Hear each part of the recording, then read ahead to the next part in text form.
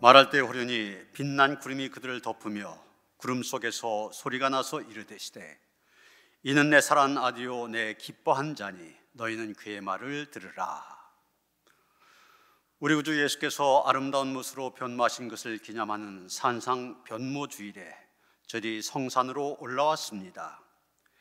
예배한 저에게 크고 놀라운 은혜를 베풀어 주셔서 우리의 모습도 예수님처럼 변화되게 하여 주옵소서. 말씀을 들을 때 절망이 소망으로 바뀌게 하시고 연약함이 강건함으로 변화되게 하여 주옵소서. 거룩하게 빛나는 주님의 아름다운 얼굴을 배울 때 우리 안에 있는 모든 두려움과 어두움이 물러가게 하시고 우리의 입술에는 오직 예수님만을 구주로 고백하는 새로운 결단이 있게 하여 주옵소서. 예수님의 이름으로 기원하옵나이다. 아멘.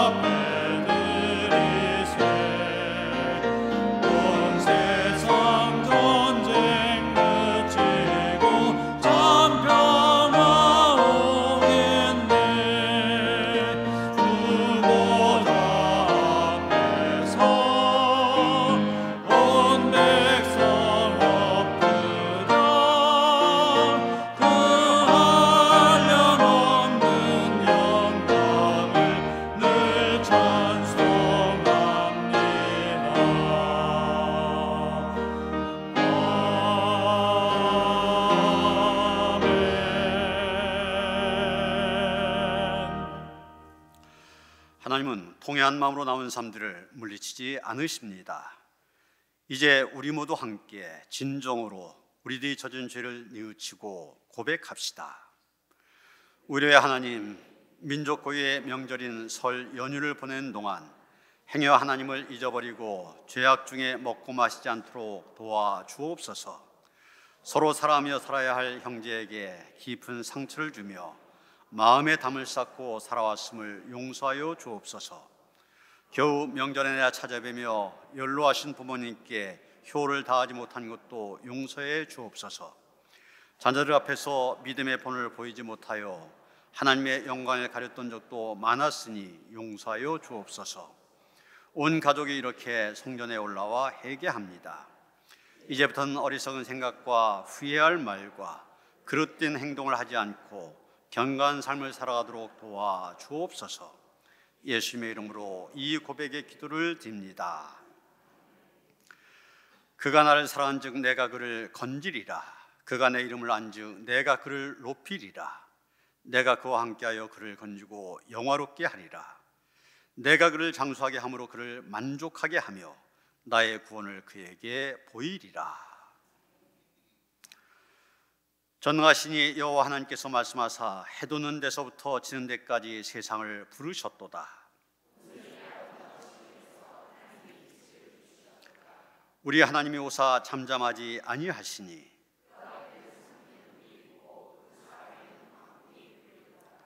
하나님이 자기의 백성을 판결하시려고 나의 성도들 내 앞에 모으라. 하늘이 그의 공의를 선포하리니. 아멘.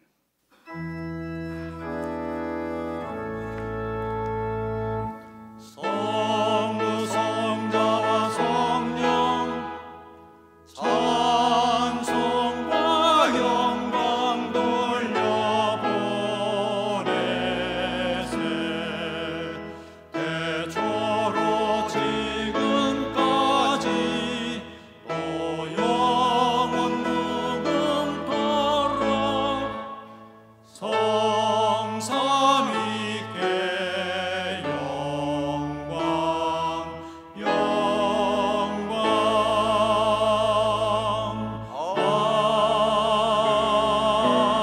아멘.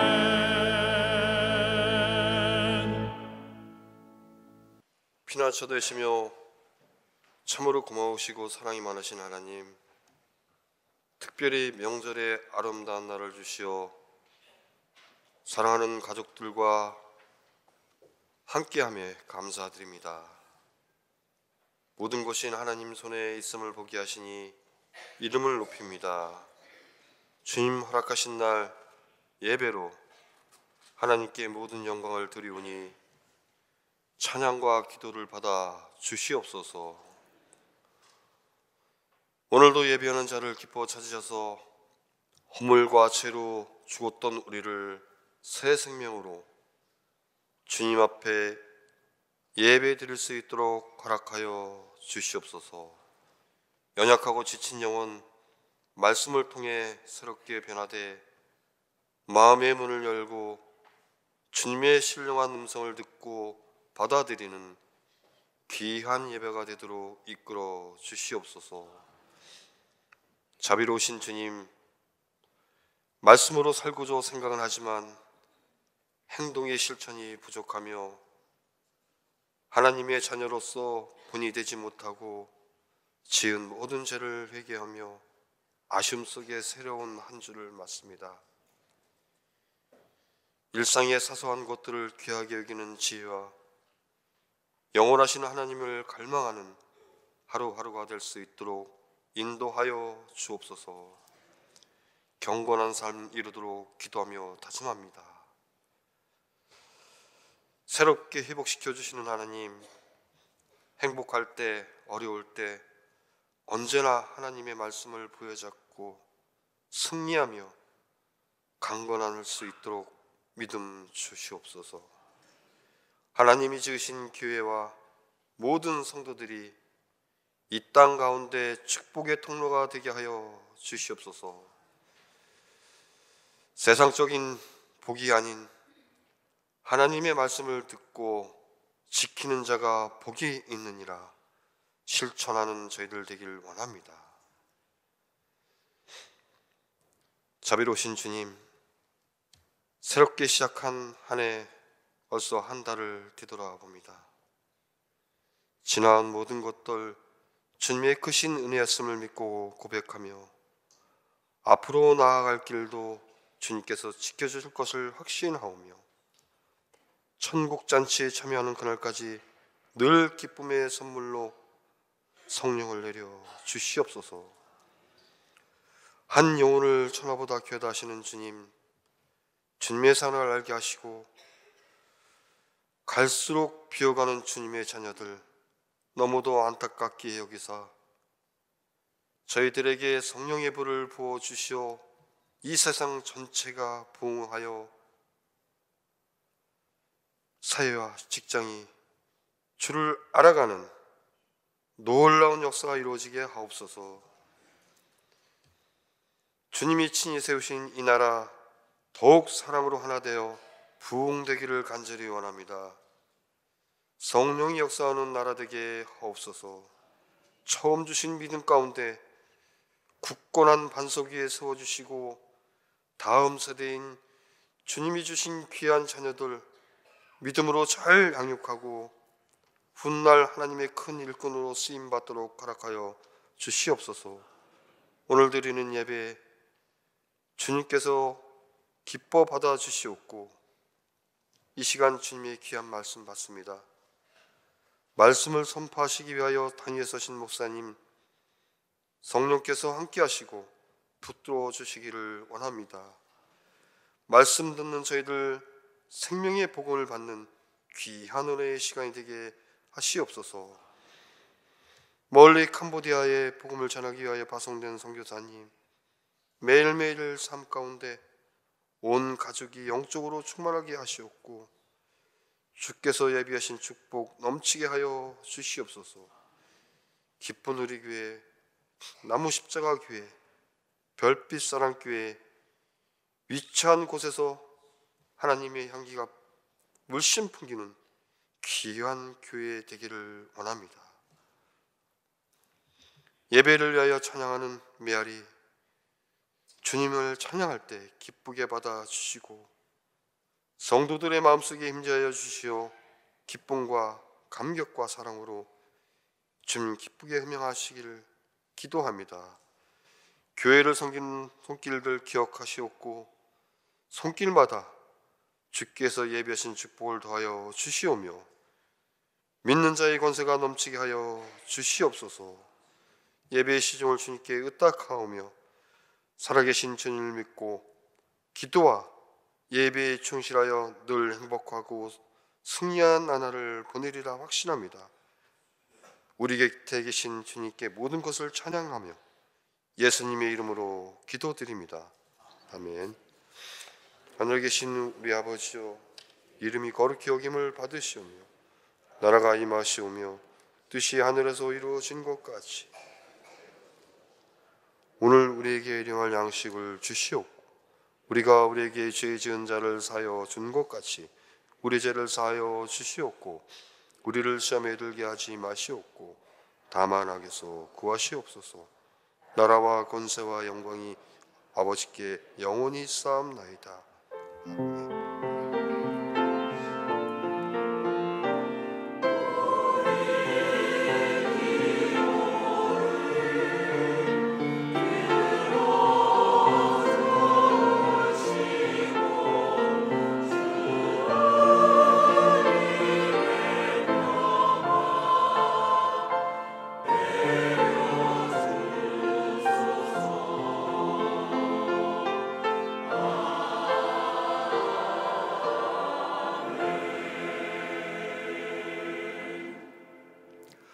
오늘 우리에게 주신 하나님의 말씀 열왕기하 2장 1절부터 12절까지 말씀입니다. 구약성경 561쪽입니다.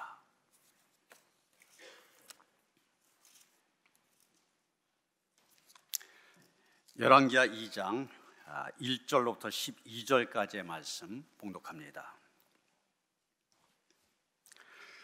여호와께서 해오리 바람으로 엘리야를 하늘로 올리고자 하실 때 엘리야가 엘리사와 더불어 길갈에서 나가더니 엘리야가 엘리사에게 이르되 청하건대 너는 여기 머물라.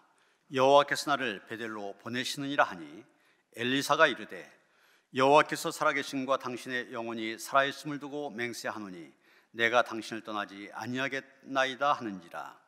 이에 두 사람이 베델로 내려가니 베델에 있는 선자의 제자들이 엘리사에게로 나와 그에게 이르되 여호와께서 오늘 당신의 선생을 당신의 머리 위로 데려가실 줄을 아시나이까 하니 이르되 나도 또한 아노니 너희는 잠잠하라 하니라. 엘리야가 그에게 이르되 엘리사야 청하건대 너는 여기 머물라. 여호와께서 나를 여리고로 보내시느니라. 엘리사가 이르되 여호와께서 살아계심과 당신의 영혼이 살아있음을 두고 맹세하노니 내가 당신을 떠나지 아니하겠나이다 하니라. 그뒤 여리고에 이르매 여리고에 있는 선자의 제자들이 엘리사에게 나와 이르되 여호와께서 오늘 당신의 선생을 당신의 머리 위로 데려가실 줄을 아시나이까 하니 엘리사가 이르되 나도 아노니 너희는 잠잠하라. 엘리야가 또 엘리사에게 이르되 청하건대 너는 여기 머물라. 여호와께서 나를 요단으로 보내시느니라 하니 그가 이르되 여호와께서 살아계심과 당신의 영혼이 살아있음을 두고 맹세하노니 내가 당신을 떠나지 아니하겠나이다 하는지라. 이에 두 사람이 가니라. 선자의 제자 50명이 가서 멀리 서서 바라보매 그 두 사람이 요단가에 서 있더니 엘리야가 겉옷을 가지고 말아 물을 치매 물이 이리저리 갈라지고 두 사람이 마른 땅 위로 건너더라. 건너매 엘리야가 엘리사에게 이르되 나를 내게서 데려감을 당하기 전에 내가 내게 어떻게 할지를 구하라. 엘리사가 이르되 당신의 성령이 하시는 역사가 갑절이나 내게 있게 하소서 하는지라. 이르되 내가 어려운 일을 구한도다. 그러나 나를 내게서 데려가시는 것을 내가 보면 그 일이 내게 이루어지려니와 그렇지 아니하면 이루어지지 아니하리라 하고 두 사람이 길을 가며 말하더니 불수레와 불말들이 두 사람을 갈라놓고 엘리야가 해오리 바람으로 하늘로 올라가더라. 엘리사가 보고 소리 지르되 내 아버지여 내 아버지여 이스라엘의 병거와 그 마병이여 하더니 다시 보이지 아니하는지라. 이에 엘리사가 자기의 옷을 잡아 둘로 찢고. 아멘.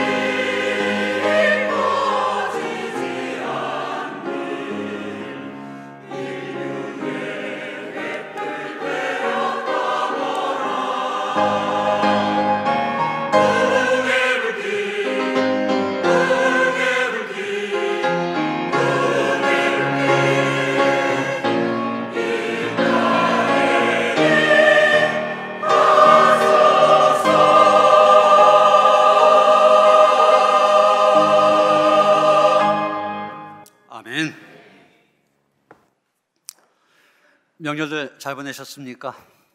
예. 설 음력으로 새해 시작인데 이제 새롭게 시작한 이 새해도 하나님 주신 크신 은혜와 축복이 여러분의 삶과 가정 속에 충만하시기를 주님의 이름으로 축원합니다. 오늘은 산상 변모주일 그렇게 얘기합니다. 예수님이 산 위에 올라가셔서 그 모습이 변하셨다. 그래서 그 사건을 기념하는 그런 주일. 그래서 복음서의 본문은 마가복음 9장, 바로 예수님이 산 위에 올라가서 변하신 사건을 다루고 있습니다. 이 예수님의 산상 변모 사건 여러 가지 주제가 있는데 그 중에 하나는 예수님의 얼굴에서 광채가 났다, 빛이 났다고 한 겁니다. 그래서 이 산상 변모주일의 주제 가운데 하나가 빛입니다. 오늘의 본문, 엘리야가 자기의 사명을 엘리사에게 계승하는 그런 내용인데 오늘 이 말씀을 통해서도 빛을 주제로 함께 말씀을 나누며 은혜를 나누고자 합니다. 이런 빛의 반대가 어둠이죠. 암흑이죠. 세계 역사를 보면 암흑의 시대 이렇게 불려졌던 때가 있었습니다. 476년 로마 제국이 멸망한 다음에 1510년 마틴 루터의 종교개혁이 있기까지 이 시기를 중세기라 그렇게 얘기하는데 이 중세기, 다른 말로 암흑시대 이렇게 부릅니다. 그런데 이 중세기를 암흑시대로 만든 그 중심에는 가톨릭 교회가 있습니다. 모든 종교적인 권력뿐만 아니라 정치적인 권력까지 교황에게 집중되면서 로마 가톨릭 교회는 부패와 타락의 나락에 떨어지게 되고 그로 인하여서 영의 세계는 빛을 잃고 어둠이 지배하는 그런 세상이 되고 만 것입니다. 여러분, 마틴 루터가 종교개혁을 일으킬 수밖에 없었던 여러 가지 이유가 있지 않습니까? 면죄부를 판매했습니다. 자기뿐만이 아니라 조상들도 구원받기 위해서는 면죄부를 사야 된다. 그래서 면죄부를 판매했고 주교나 사제 등 성직을 돈을 주고 사고 팔았습니다. 성직 매매가 이루어졌습니다. 자기들이 가르치는 것을 따르지 않는다고 하여서 마녀 사냥을 통하여서 무죄한 사람들 죽음으로 몰아넣기도 하였습니다. 중세시대 최고의 악은 십자군 전쟁이라 말할 수 있을 것입니다. 성지인 예루살렘을 회복한 것, 그것은 하나님이 원하신 거다, 이런 명분을 가지고서 기독교 국가들이 전쟁을 일으켰습니다. 약 200년 동안 8차례에 걸쳐 벌어진 이 십자군 전쟁, 초교회는 성지를 회복한다, 이런 종교적인 신앙심에서 시작이 되어졌지만 갈수록 세속적인 탐욕을 추구하게 되었고 나중에는 하나님의 이름을 빌린 돈벌이 전쟁으로 추락했습니다. 200여 년에 걸쳐 일어난 전쟁을 통하여 민간인 포함 수백만 명이 목숨을 잃었습니다. 지금도 우리가 우크라이나, 러시아, 또 이스라엘, 팔레스타인 전쟁을 통하여서 이 전쟁의 비참을 보고 있지 않습니까? 200년 동안 이 전쟁, 얼마나 그 시대가 어둠의 시대, 암흑의 시대였는지를 보여주고 있습니다. 우리가 세계사가 아니라 이스라엘 역사 속에서 암흑의 시대를 찾는다면 당연히 엘리야와 엘리사 시대를 말할 수 있을 것입니다. 그 당시 북이스라엘은 아방이 통치하고 있었고 이 아방의 뒤에는 이세벨이라고 하는 정말 무시무시한 왕비가 있었습니다. 열왕기상 16장 30절로부터 33절에 보면 그 당시의 시대적인 상황 이렇게 말해주고 있습니다. 오므리의 아들 아합이 그의 이전의 모든 사람보다 여호와 보시기에 악을 더욱 행하여 느밧의 아들 여로보암의 죄를 따라 행한 것을 오히려 가볍게 여기며 시돈 사람의 왕 엣바알의 딸 이세벨을 아내로 삼고 가서 바알을 섬겨 예배하고 사마리아에 건축한 바알의 신전 안에 바알을 위하여 제단을 쌓으며 또 아세라상을 만들었으니 그는 그 이전에 이스라엘의 모든 왕보다 심히 이스라엘 하나님 여호와를 노하시게 하였더라. 아합, 여기 이스라엘 역사상 가장 악한 왕이라고 얘기하고 있습니다. 여호와 하나님 보시기에 가장 악한 왕이었던 것입니다. 악한 왕이 다스리는 그 당시의 사회, 영적으로 너무나 암울할 수밖에 없었던 것입니다. 잠언 28장 28절에 보면 이런 말씀이 나옵니다. 악인이 일어나면 사람이 숨고 그가 멸망하면 의인이 많아지느니라. 악한 왕이 통치하게 되면 사람들이 숨는다는 것입니다. 바른 말을 하고 정의를 외치다가 쥐도 새도 모르게 죽임을 당할 수 있기 때문에 다 숨는다는 것입니다. 지금 아합 왕 시대가 그랬습니다. 열왕기상 19장 10절에 보면 엘리야가 하나님께 이런 호소를 한 내용이 나옵니다. 그가 대답하되 내가 만군의 하나님 여호와께 열심히 유별하오니 이는 이스라엘 자손이 주의 언약을 버리고 주의 제단을 헐며 칼로 주의 선자들을 죽였으며오며 오직 나만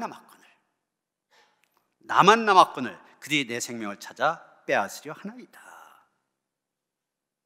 지금 나라 전체 분위기가 하나님을 섬기는 데서 떠나버렸습니다. 얼마나 죄악에 물들었느냐, 하나님의 선자들을 다 죽일 정도였습니다. 하나님의 이름으로 백성들을 깨우치고 하나님 위해서 일한 사람, 오직 나 혼자만이 남았다, 이런 생각이 들 정도로 온 나라 죄악과 우상으로 가득 차 있었습니다. 그리고 난 홀로 남았다고 생각한 엘리야 자신까지도 목숨의 위협을 느끼고 있었습니다. 이 어둠의 시대, 암흑의 시대, 이런 시대, 빛의 시대를 준비하기 위해서 부름받은 사람들, 그들이 바로 엘리야와 엘리사입니다. 오늘 본문은 이 암흑의 시대에 선자로 부름받아 한 시대를 빛으로 이끌어간 엘리야가 이제 자기의 사명을 계속해서 감당할 후계자를 세우는 그런 내용입니다. 본문 9절에 보면은 엘리사가 엘리야 선자에게 이렇게 말합니다. 당신의 성령이 하신 역사가 갑절이나 내게 있게 하소서. 옛날 성경에는 갑절의 영감을 내게 주옵소서 이렇게 되어 있습니다. 이게 무슨 말이냐면 엘리사가 지금 자기가 엘리야가 하던 일, 즉 암흑을 물리치는 일, 그 일을 내가 책임지고 이어가고 싶다, 이런 자기의 의지를 표현한 말입니다. 그런데 언제 엘리사가 이런 요청을 했느냐, 이런 9절 상반절 보면 요단강을 건넌 다음에 엘리야가 엘리사에게 이렇게 묻죠. 나를 내게서 데려감을 당하기 전에 내가 내게 어떻게 할지를 구하라.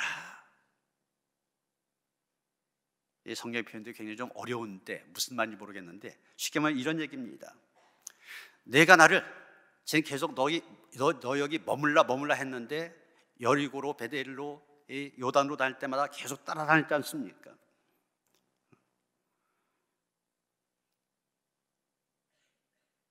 내가 나를 이렇게 끝까지 따라온 것을 보면 분명히 나에게 뭔가 요구하는 것이 있는 것 같은데 한번 말해봐라.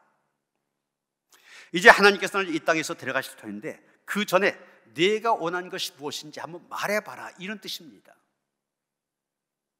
그랬더니 기다렸던 듯이 엘리사가 한 말이 바로 이것입니다. 당신의 성령이 하신 역사가 갑절이나 내게 있게 하소서. 당신의 성령이 하신 역사가 갑절이나 내게 있게 하소서 무슨 얘기입니까? 옛날 성경에 갑절의 영감을 제게 주소서 했기 때문에 보통 그런 식으로 이해했습니다. 스승 엘리야가 가졌던 영적인 능력을 배나 나에게 달라, 이렇게 우리가 보통 이해해 왔었죠. 그런데 사실은 그런 뜻이 아닙니다.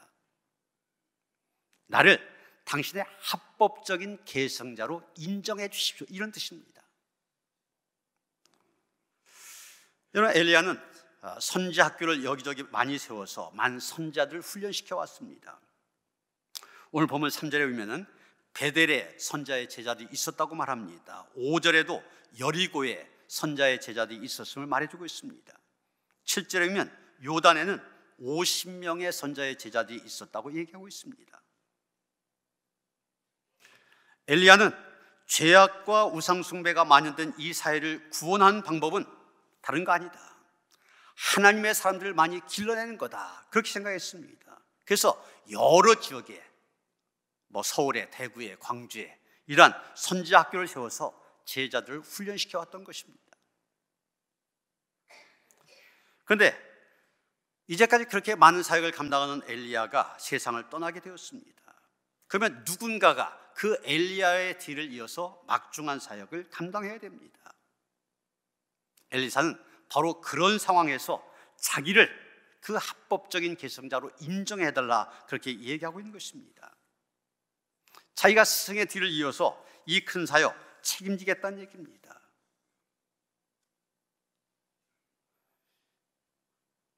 선생님에게 있었던 성령의 하신 역사, 갑절이나 내게 있게 해달라는 요구, 사실 그 당시 제도에 따른 요구입니다. 그 당시 율법이면 아버지가 돌아가시면 자녀들이 유산을 상속받게 되는데, 장자 같은 경우는 다른 아들들보다 2배를 더 받게 되어 있습니다. 그래서 유산을 2배로 받는다, 이 사람은 장자라, 이것을 증명하는 것입니다. 지금 엘리사가 성령의 하신 역사, 갑절이나 내게 있게 해달라, 바로 그런 뜻입니다. 지금 당시에 많은 제자들이 있는데 그 가운데 저를 장자로 인정해달라, 이런 뜻입니다. 그러면 왜 엘리사가 엘리야의 뒤를 이어 장자로 인정받고 싶어 하는 것입니까? 여러분, 이것을 아는 것이 중요합니다. 자기가 위대한 선자 엘리야의 후계자라고 하는 것을 세상에 알려서 인기를 누리고 싶어서 그랬습니까? 결코 그렇지 않습니다. 좀 전에 말씀드린 것처럼 지금 이 시대, 이스라엘 역사 가운데 가장 영적으로 암울했던 시대, 최고의 암흑 시대입니다. 이런 때가 되면 사람들 어떻습니까? 보통 뒤로 빼려고 그럽니다. 시대가 어렵습니다. 암울합니다. 영적으로 올 때 캄캄한 밤과 다름이 없습니다. 이럴 때 누가 나서려고 합니까? 아무도 나서서 일하고 싶어 하지 않습니다. 다 한 발 뒤로 빼려고 합니다. 그런데 엘리사는 스승인 엘리야에게 말합니다. 저를 선생님의 합법적인 계승자로 인정해 주십시오. 제가 선생님이 하시던 그 일 계속하겠습니다. 지금 그렇게 요청하고 있는 것입니다. 선생님이 하시던 일 책임 맡으려면 엘리야가 왕비 이세벨에게 미움을 받아 목숨의 위협을 느꼈던 것처럼 그런 목숨의 위협이 자기에게도 닥칠지 모릅니다. 많은 주의 선자들이 죽임을 당했던 것처럼 엘리사도 그렇게 죽어야 하는지도 모릅니다. 그런데도 엘리사는 엘리야에게 요청하고 있습니다. 당신의 성령이 하신 역사 갑절이나 내게 있게 해달라. 자기가 스승이 하신 일 책임지고 이어가고 싶다는 얘기입니다. 여러분, 오늘 우리가 살고 있는 이 시대도 엘리사와 같은 사람을 필요로 하고 있습니다. 이제 국회의원 선거가 2달 남아있지 않습니까? 지금 많은 후보자들이 나서서 자기만이 이 지역에서 제일 일을 잘할 사람인 것처럼, 자기밖에 없고 자기만이 적임자인 것처럼 얘기합니다. 지금 어려운 살림도 내가 맡아야 되고, 부정과 부패가 만연된 이 제도화 사회에 나만이 개혁할 수 있다, 그렇게 얘기합니다. 그런데 어떻습니까? 정말 그럴 가운데 나라와 지역을 구해보겠다는 그 한 가지 생각으로 후보가 된 사람, 과연 얼마 되겠습니까? 그들이 얻고 싶어하는 바로 그 자리가 아무런 명예도 없고 주어진 이익도 없다면 그렇게 길을 쓰고 그 자리에 들어가려고 하겠습니까? 그래도 그 자리에 올라가면 뭔가 주어진 것이 있고 그러니까 돈을 써가면서 상대방으로부터 비방의 소리를 들어가면서 나선 거 아닙니까? 그 자리가 정말 순수하게 봉사한 자리요, 자신을 위해서가 아니라 다른 사람을 위하여 십자가를 져야 하는 그런 자리라면 과연 그런 자리에 올라가려고 한 사람 얼마나 되겠습니까? 우리 사회는 내가 대통령이 되고 내가 국회의원이 되고 내가 어떤 정치나 명예 자리에 올라가야 된다 생각하는 사람보다도 정말 말없이 보이지 않는 자리에서 묵묵히 일하려고 하는 사람이 필요합니다. 의를 위해서라면 어떤 박해나 고난도 감내하겠다는 순교자적인 자세를 가진 사람이 필요합니다. 자신의 이익을 추구하지 않고 다른 사람이 나를 밟고 올라가도록 디딤돌이 되어줄 사람이 필요한 것이 우리 사회입니다. 여기 지금 성경에 엘리사가 바로 그런 역할을 하고자 했던 것입니다. 분명 엘리야의 뒤를 이어서 그 엘리야가 맡았던 일을 계속 한다고 한 것, 왕과 권력층으로부터 미움을 받게 된 일입니다. 죽음의 위협까지도 받게 될 것입니다. 그러나 그 일 누군가 하지 않으면 안 됩니다. 아무도 그 일을 하지 않겠다고 하면 그 사회에 정말 희망이 없어지고 맙니다. 하나님을 떠나 그 어디에도 희망이 보이지 않는데 아무도 책임을 지지 않는다면 그런 나라 망할 수밖에 없습니다. 이것이 엘리사가 나선 이유입니다. 엘리사는 지금 명예로운 자리에 오르고 싶어서 나선 것이 아닙니다. 모두가 받기를 꺼리는 자리를 요구하고 있는 것입니다. 죽음의 자리가 될 수도 있고 십자가의 자리가 될 수도 있지만 엘리사는 바로 그 자리를 요청하고 있는 것입니다. 여러분 어떤 자리에 오르고 싶습니까? 보통 사람이나 다름없이 내 욕심을 채울 수 있고 내게 무언가 이익이 떨어지는 자리를 찾기 위해서 동분서주하고 있지 않습니까? 사람들이 알아주고 내 호주머니에 뭔가 동전 하나라도 주어진 일, 그러면 주저하지 않고 달려가면서 하나님을 위하여 십자가를 져야 하는 자리 외면하고 있지 않습니까? 여러분의 신앙 지금 무엇을 보고 있는지 한번 생각해 보시길 바랍니다. 여러분의 눈에 먼저 들어오는 것이 무엇입니까? 과연 하나님의 나라, 그의 의의가 먼저 보입니까? 아니면 무엇을 먹을까, 무엇을 마실까, 무엇을 입을까, 그런 현실적이고 자기중심적인 그런 삶이 먼저 보이고 있습니까? 우리 교회에도 엘리사와 같은 사람이 필요합니다. 자기를 먼저 생각하는 것이 아니라 교회를 먼저 생각하고 주님을 먼저 생각하는 일꾼들이 많아져야 됩니다. 주님이 맡겨주신 일을 위해서라면 나의 유익이나 나의 평탄함 포기할 수 있어야만 됩니다. 사람들로부터 칭찬받는 자리가 아니라 할지라도, 아니 오히려 욕을 먹고 미움을 받는다 할지라도 주님을 위해서라면 기꺼이 그 자리를 지키고 있겠노라, 이런 믿음을 가진 일꾼들이 필요한 것입니다. 그런데 여러분, 엘리사 이런 요청과 결단을 가지고 나왔는데 원래 그가 어떤 사람이었습니까? 열왕기상 19장 19절부터 21절까지 말씀 보면 이 엘리사 안정적인 농부의 삶을 포기하고 엘리야를 따른 것을 보게 됩니다. 엘리사라는 사람 원래 농사짓는 사람이었습니다. 스승 엘리야를 만났을 때도 소 12결이, 12결에만 24마리를 얘기합니다. 12쌍이라는 얘기인데 이 24마리를 가지고 밭을 갈고 있었습니다. 여러분, 소가 24마리나 된다 그러면 거부 아닙니까?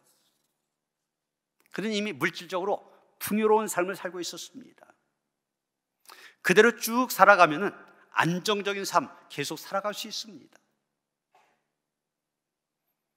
그런데 그가 원하는 것은 하나님의 일을 하는 것이었습니다. 스승의 뒤를 이어 시대적인 사명을 감당하는 일이었습니다. 엘리사는 적어도 세상의 풍요한 가운데 산 것보다는 하나님의 선제로서 암흑의 시대에 빛으로 살아가는 것, 그것을 더 가치 있게 여겼던 것입니다. 그렇게 스승을 향하여서 스승이 소유한 영권을 구하고 또한 자신도 스승과 같이 선자로서 살아갈 것을 간구하였던 것입니다. 그런데 이런 엘리사의 간구를 들은 엘리야 뭐라고 말합니까? 10절 보시면 내가 어려운 일을 구한도다. 그러나 나를 내게서 데려가신 것을 내가 보면 그 일이 내게 이루어지려니와 그렇지 아니하면 이루어지지 아니하리라. 여러분, 지금 방금 우리가 봤던 것처럼 스승이 무엇을 구하냐 물었을 때 거기에 대해 대답을 했습니다. 그런데 기껏 대답을 들은 스승이 뭐라고 얘기합니까? 네가 지금 어려운 일을 구한다 그러면서 난색을 표하고 있습니다. 엘리사가 구한 것이 어렵다 그렇게 얘기하는데 이것을 두 가지 의미로 해석할 수 있을 것입니다. 첫째는 엘리사가 구하는 선지자로서의 삶 그 자체가 쉬운 일은 아니라고 하는 것입니다. 이미 엘리야가 경험했지 않습니까? 선자의 삶을 살아가는 동안 수많은 어려움, 죽음의 고비를 넘겼습니다. 혼자서 바알과 아세라 선자 850명과 대결해야만 했었고 아합왕과 이세벨의 공격을 피하여 절망 가운데 있기도 하였습니다. 이세벨이 죽인다고 하니까 광야로 도망쳐서 로뎀나무 아래에서 뭐라고 말합니까? 얼마나 절망스러운 상황이었으면 하나님 제발 나를 죽여주세요 이렇게까지 기도했을 정도입니다. 선자로서 살아간다는 것이 그런 것입니다. 하나님을 대적한 자들 향해서도 하나님의 말씀을 대언한다고 하는 것 결코 쉬운 일이 아닙니다. 이렇게 이 일이 쉽지 않았기 때문에 엘리야는 엘리사가 구한 것에 대해서 내가 지금 어려운 일을 구하고 있다 이렇게 말했을는지도 모릅니다. 근데 또 한 가지 해석은 이러한 선자의 뒤를 잇는 일은 자신이 결정한 것이 아니라 하나님께서 허락하신 일이기 때문에 그렇게 말했을 수도 있습니다.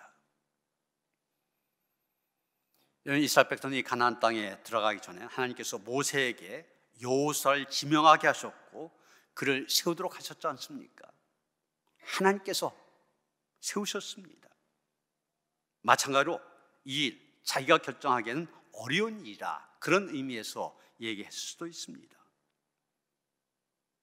어려운 일이다. 그런데도 엘리야가 엘리사에게 말합니다.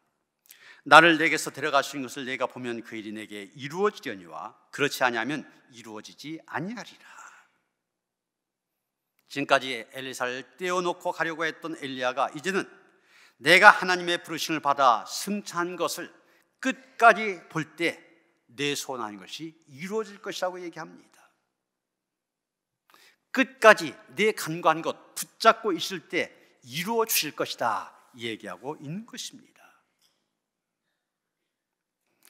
이유가 어떻게 되었든지 간에 엘리사가 스승의 성령의 역사 갑절 구한 것은 앞으로 자신도 스승의 뒤를 이어 선지자 사명을 감당하겠다는 결단과 헌신을 보여주고 있습니다. 그리고 그 일은 어려운 일임을 얘기하고 있습니다. 우리가 하나님을 믿으면서 믿음으로 살아간다고 하면서 우리는 여러 가지 일들을 구하면서 살아갑니다. 그런데 우리가 구하는 많은 것들 가만히 보면은 가급적이면 편하고 쉬운 길로 인도해 주실 것을 구하고 있는 것을 보게 됩니다. 그런데 여러분, 하나님의 사람으로 살아간다고 하는 것 꼭 편하고 쉬운 것만은 아닙니다.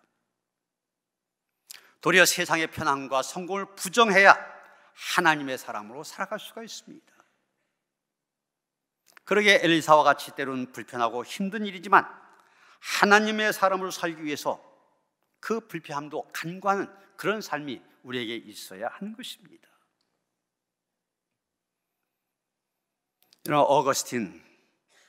이 어거스틴이 자신의 죄악과 방황의 날들을 참회록이란 책에서 솔직하게 고백하고 있습니다. 그는 자신이 소위 극장의 즐거움을 떨쳐버리지 못했다고 얘기합니다. 그 당시 극장에서는 무희들이 음란한 춤을 추기도 하였고 말초신경을 자극하는 각종 연극들을 공연하기도 하였습니다. 또 그는 어린 나이에 한 여인과 동거하여서 사생아를 낳기도 하였습니다.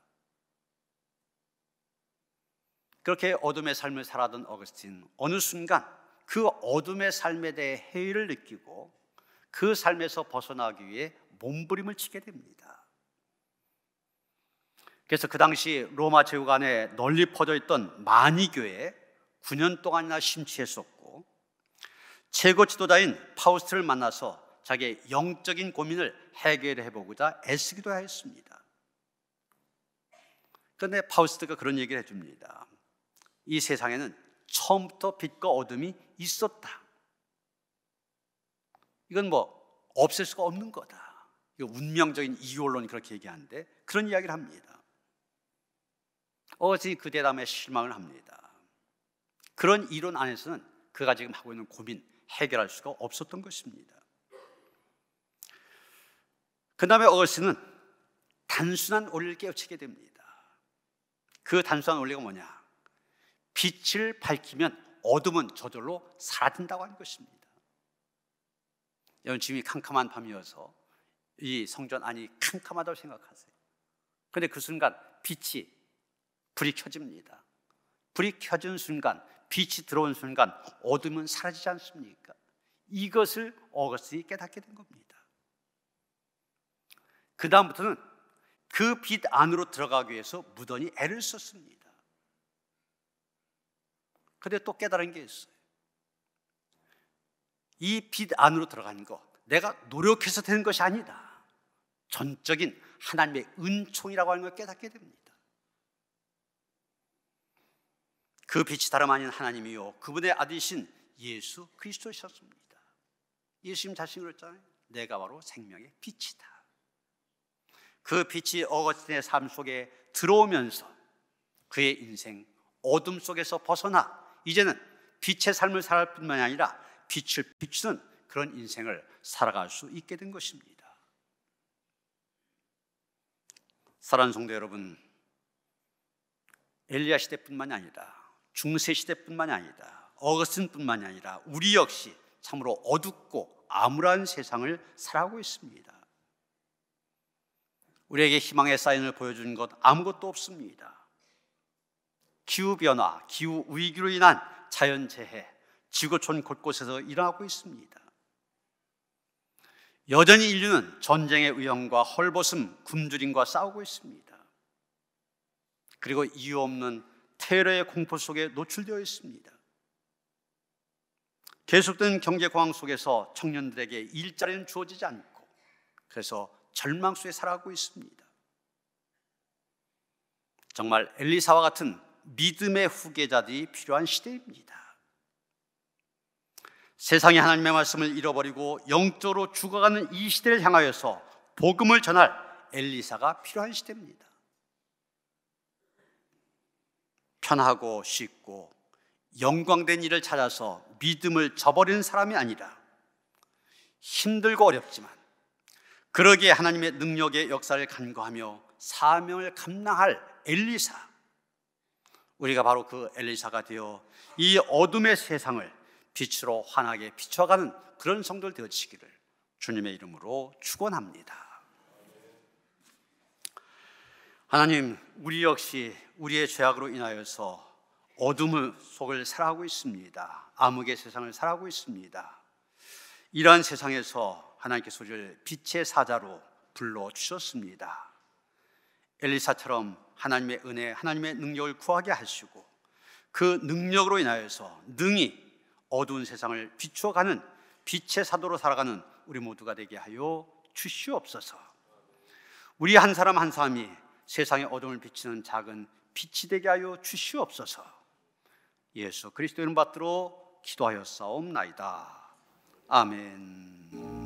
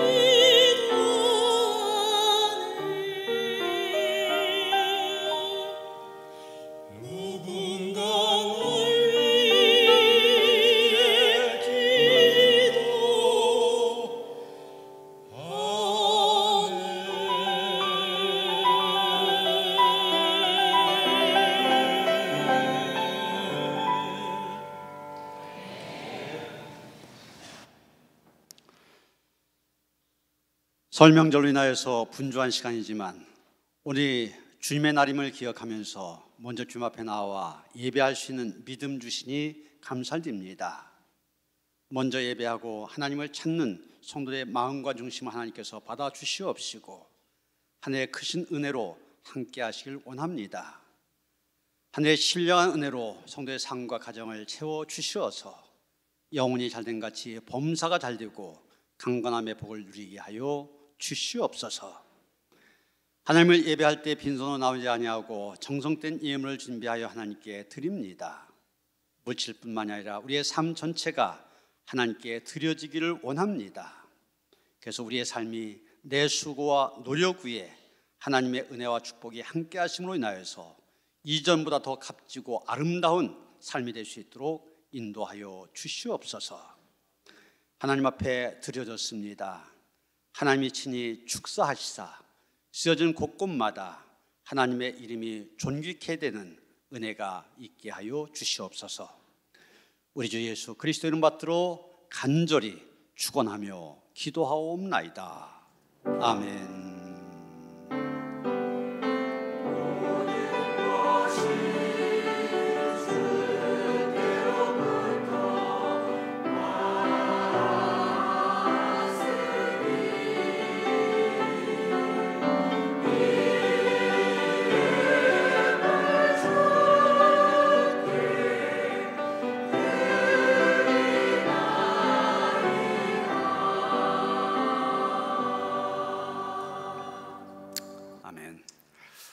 설 명절 그래도 연휴 기간인데 한번 새해 인사 나누시죠. 새해 복 많이 받으세요. 옆에 분들 앞뒤 인사하시겠습니다.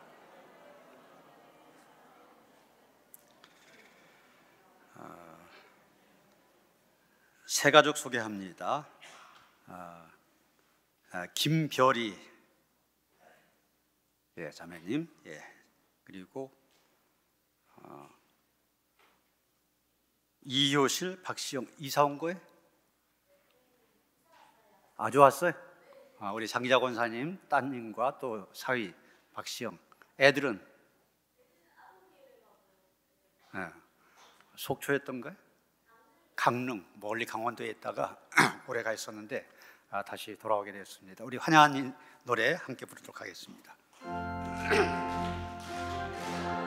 환영합니다. 그의 사랑으로 환영합니다. 형제자매 안에서 주의 영광을 보내 그의 사랑으로 환영합니다. 네, 환영합니다. 환영합니다. 우리 김혜진 전사님 앞으로 나오세요. 우리 김혜진 전사님이 한 2년 동안 우리 교육부에서 초등부 맡아서 교육전사로 수고를 하셨는데 이번에 오빠가 독일에 가면서 같이 가서 공부 좀 더 해야 되겠다, 더 큰 꿈을 갖고 독일로 가게 됐습니다. 그래서 아쉽지만 우리 교회를 떠나게 되었습니다. 그동안 너무 수고했습니다. 또 앞으로 가는 길 하나님께서 함께 하시길 원합니다. 이런 마음으로 여러분 크게 한번 박수해 주시기 바랍니다. 우리 교회에서 준비한 꽃다발 또 전별금 전달하러 가시죠.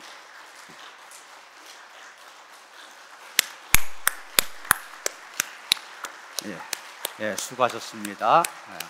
위에서 계속 기도해 주시기를 바랍니다.